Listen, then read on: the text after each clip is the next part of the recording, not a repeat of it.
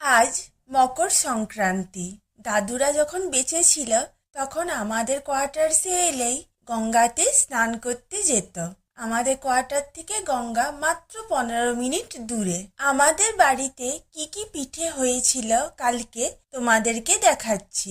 আমাদের বাড়ির নিয়ম কালকে পিঠে হবে আর আজকে খাওয়া হবে। নারকেল পুর, ক্ষীরের পুর, তিল দিয়ে গুড়ের পুর, ছোলার ডালের পুর, এই 4 রকম পুর আমাদের বাড়িতে হয়।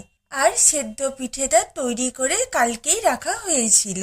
পরের দিন মানে আজকে সামান্য সর্ষের তেলে গোটা জিরে, শুকনো লঙ্কা ফোড়ন দিয়ে এই সেদ্ধ পিঠেগুলো ভেজে রাখে মা। কতকগুলো সেদ্ধ রাখে আর কতকগুলো ভাজা করে। এত সুন্দর খেতে হয় এই ভাজা পিঠেগুলো। আর কালকে দুধে সেদ্ধ পিঠেও বানানো হয়েছিল।